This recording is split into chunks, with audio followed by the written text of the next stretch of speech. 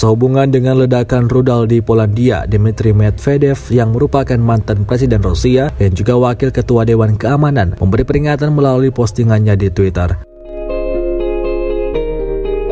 Medvedev menjabarkan bahwa insiden rudal itu semakin mendekatkan api peperangan antara negaranya dengan Barat, padahal hubungan keduanya sudah sangat memanas di Ukraina. Hal senada juga dikatakan perwakilan Rusia dalam PBB Dmitry Polyansky yang mengklaim ada upaya nyata untuk memprovokasi konfrontasi militer langsung antara NATO dan Rusia.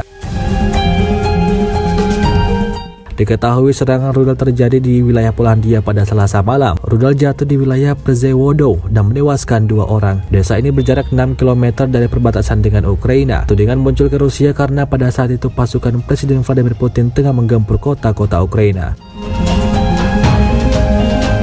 Sementara itu, dalam pernyataan terbarunya, Amerika Serikat mengungkapkan bahwa rudal yang mendarat di Polandia ditembakkan oleh pasukan Ukraina, bukan Rusia. Tapi Paman Sam tetap menyatakan Moskow sebagai biang keladi. Sekretaris Jenderal NATO Jens Stoltenberg juga mengatakan demikian, di mana menurutnya ledakan mematikan di Polandia mungkin akibat tembakan sistem pertahanan anti pesawat Ukraina. Namun Rusia memikul tanggung jawab utama atas perang tersebut.